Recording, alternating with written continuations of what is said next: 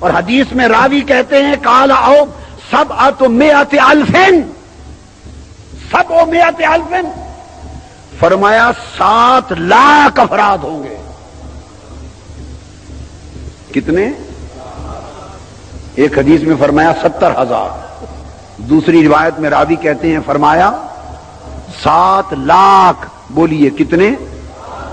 7 لاکھ افراد آقا علیہ السلام نے فرمایا جنت میں جائیں گے، اور بغیر حساب و کتاب کے جنت میں جائیں گے. اور پھر کیسا ہوگا؟ پہلی حدیث میں فرمایا 70,000 جنت میں جائیں گے، اور ان میں سے ہر ایک 1000 کا عالم کیا ہوگا؟ اپنے ساتھ ہر کوئی 70,000 افراد بغیر حساب و کتاب کے لے کے جنت میں جائے گا.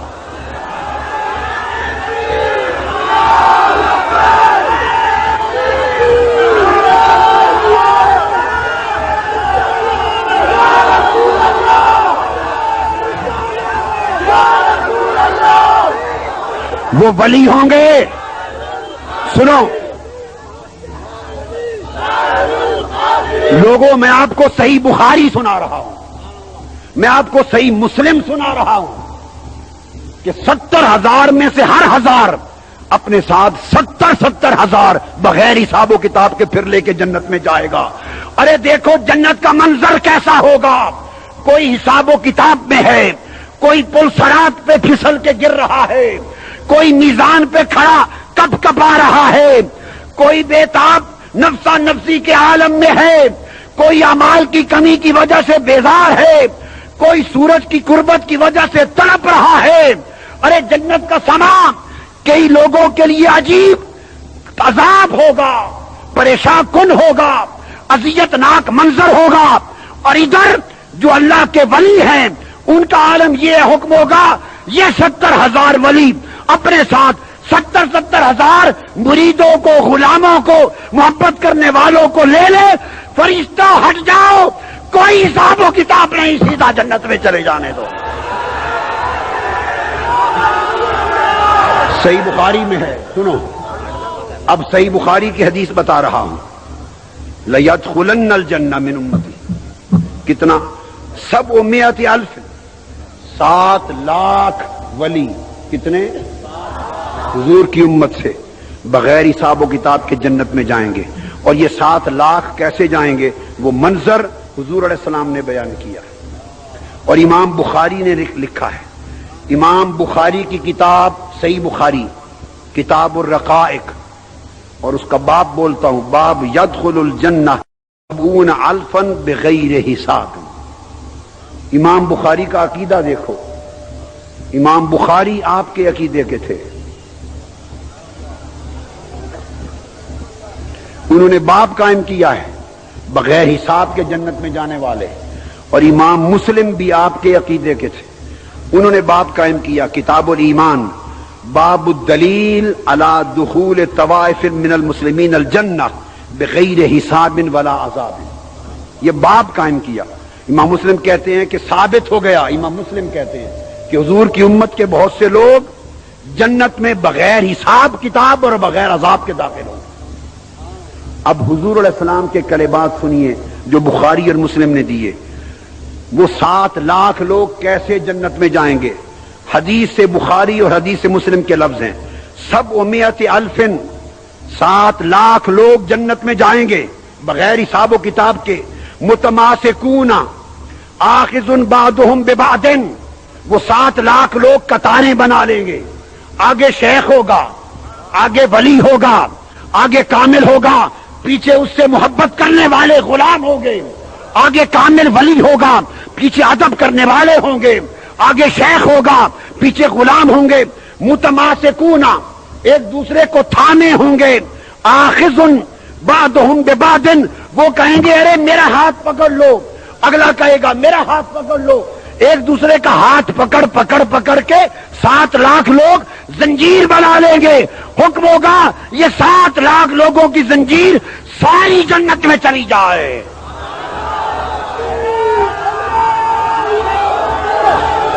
اور آگے سنیے، آقا علیہ السلام نے فرمایا وہ جو پوری زنجیر کے شروع میں سب سے پہلے کامل ولی ہوں گے، جتنی زنجیریں بنے گی آگے کامل ولی ہوں گے، پیچھے غلام ہوں گے، بارکس والو غلام ہوں گے. تو حضور نے فرمایا وہ جو سب سے پہلے ہوگا، لا يدخل اولهم حتی يدخل آخرهم، فرمایا خدا کی قسم وہ سب سے آگے کھڑا ہونے والا کامل ولی اس وقت تک جنت میں قدم نہیں رکھے گا جب تک اس کے غلاموں کا آخری شخص بھی ساتھ جنت میں نہ چلا جائے. اور پھر آقا علیہ السلام نے فرمایا، صحابہ نے پوچھا یا رسول اللہ ان ولیوں کی کوئی پہچان بھی ہوگی، کیسے دکھتے ہوں گے ولی، کیسے دکھتے ہوں گے؟ تو قربان جاؤں میرے آقا نے فرمایا وجوہہم علی صورت القمر لیلۃ البدر، قیامت کے دن 14ویں رات کے چاند کی طرح ولیوں کے چہرے چمک رہے ہوں گے. 14ویں رات کے چاند کی طرح ولیوں کے چہرے چمک رہے ہوں گے. آپ نے دیکھا یہ مقام ہوگا، اس لیے آقا اللہ ان کی بات نہ اس نے کبھی دنیا میں رد کی تھی نہ کبھی قیامت میں رد کرے گا. ابو ہریرہ رضی اللہ تعالیٰ عنہ روایت کرتے، اور یہ حدیث پھر صحیح مسلم کتاب البر والصلہ جلد 4 صفحہ 2024 مسلم شریف میں آقا علیہ السلام نے فرمایا، ابو ہریرہ رضی اللہ تعالیٰ عنہ وہ روایت کرتے، فرمایا آقا علیہ السلام نے قال رسول اللہ صلی اللہ علیہ وآلہ وسلم رب اشعث اغبر مدفوع بالابواب لو اقسم علی اللہ لا برہ، رواہ المسلم. آقا نے فرمایا کہ کئی ایسے لوگ ہیں جن کے کپڑے تو پھٹے ہوتے ہیں، بال آلودہ ہوتے ہیں، اور ان کی حالت دیکھو تو تم اپنے دروازوں پر بھی کھڑا نہ ہونے دو. دنیا دارو، یہ کہا جا رہا ہے، دنیا دارو ان کے ظاہری حال کو دیکھو تو دروازوں پر بھی کھڑے نہ ہونے دو، مگر فرمایا خدا کی قسم، قسم کھا لے جو کہہ دے وہی پورا ہو جائے. اور اللہ پاک حضور علیہ السلام نے فرمایا صحابہ کرام کو، الا اخبرکم عن ملوک الجنہ، تمہیں بتا دوں کہ جنت کے بادشاہ کون ہوں گے. ان کو آقا نے جنت کے بادشاہوں کا درجہ دیا. اللہ تبارک و تعالی نے ان اولیاء سے محبت کرنے والے، جو اللہ کی محبت نے جن کو ولی بنا دیا، محبت کرنے والوں کے لیے اللہ پاک نے فرمایا، حدیث قدسی ہے، آقا صحیح بخاری میں ہے، مسلم میں ہے، سیاستہ میں ہے، مسند امام احمد بن حنبل میں ہے. آقا علیہ السلام نے ارشاد فرمایا یہ جو اللہ سے محبت کرنے والے ولی ہیں، موطا امام مالک میں ہے، ہر حدیث کی کتاب میں فرمایا واجبت محبتی للمتحابین فیہ والمتزاورین فیہ والمتبازلین فیہ والمتجازلین فیہ والمتصادقین فیہ. فرمایا جو لوگ میرے محبوب ہیں، جو ان سے محبت کرتے ہیں میرے محبوب ولیوں سے، اس نے فرمایا مجھے اپنی عزت کی قسم میں ولیوں سے محبت کرنے والوں سے بھی محبت کرتا ہوں. والمتزاورین فیہ، جو میرے محبوب دوستوں کی زیارت کرنے کو جاتے ہیں، خدا نے کہا مجھے اپنی عزت کی قسم میں ولیوں کی زیارت کرنے والے جانے والوں سے بھی محبت کرتا ہوں. والمتجالسین فیہ، جو میرے محبوب بندوں کی صحبت میں بیٹھتے ہیں میں ان کی مجلس میں بیٹھنے والوں سے بھی محبت کرتا ہوں. اب آپ سمجھے، رواہ احمد باسناد صحیح، امام احمد بن حنبل نے اسناد صحیح کے ساتھ روایت کی. اور میں نے عرض کیا کہ بخاری بھی ہے، مسلم، ترمذی، حدیث کی کتب بڑی پڑھی، اور موطا امام مالک میں. تو حضور علیہ الصلوۃ والسلام اللہ پاک نے فرمایا کہ میں نے اپنے اوپر ان سے محبت کرنا واجب کر لیا ہے. قال اللہ تعالی، حدیث قدسی ہے، میری خاطر چونکہ محبت کرتے تھے یہ، اللہ نے فرمایا میں بھی ان سے محبت کرتا ہوں، اور ان کو جنت میں الگ مقام دیے جائیں گے، غرف ہوں گے. یہاں صرف وہ لوگ رہیں گے جو میری محبت، جو میرے ولیوں سے محبت کرتے ہیں، وہ لوگ وہاں رہیں گے. اور حضور علیہ الصلوۃ والسلام نے فرمایا، حدیث ابو الدرداء رضی اللہ تعالیٰ عنہ روایت کرتے ہیں،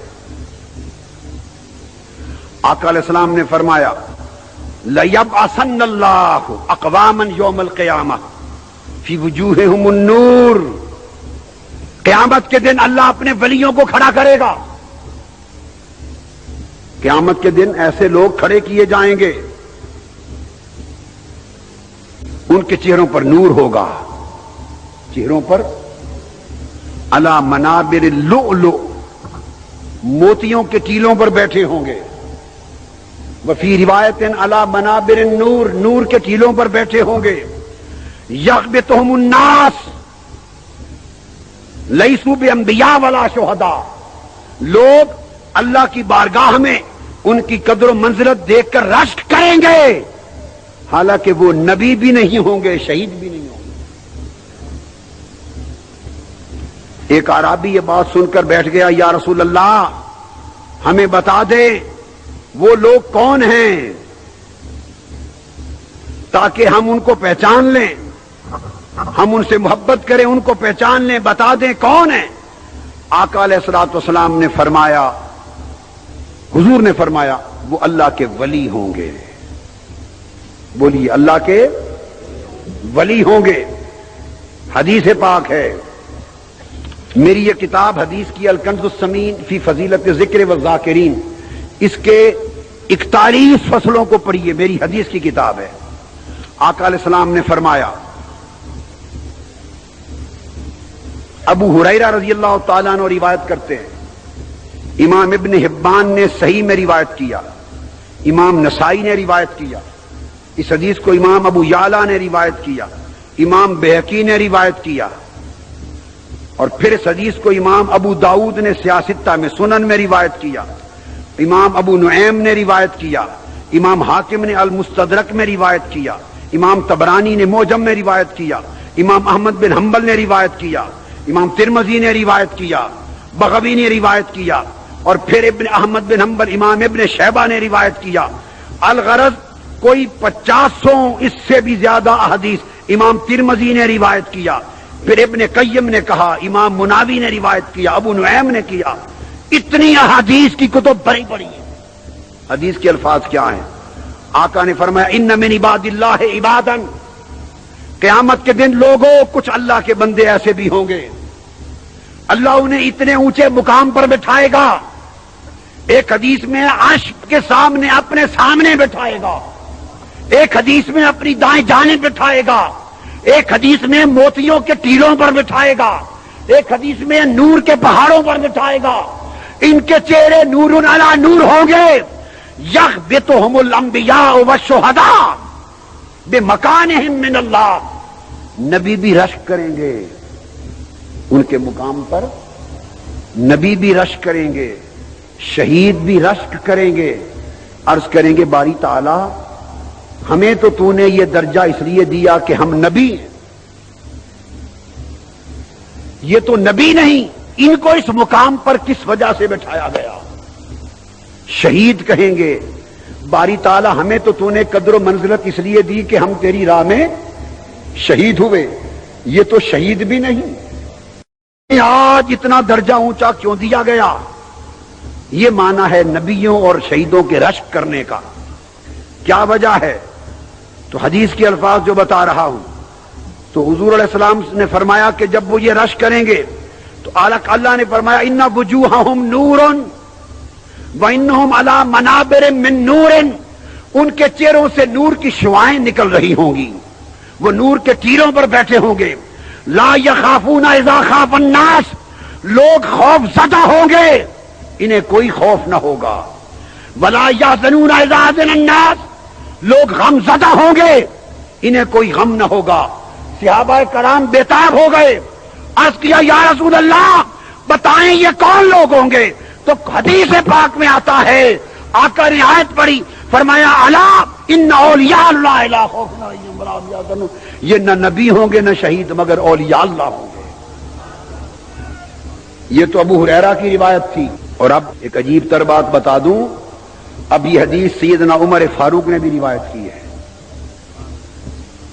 حضرت عمر بن الخطاب फारूक आजम रजी अल्लाह ताला अन्हु रिवायत करते हैं, और इसकी तखरीज किसने की? सियाह सित्ता में इमाम अबू दाऊद ने सुनन में तखरीज की।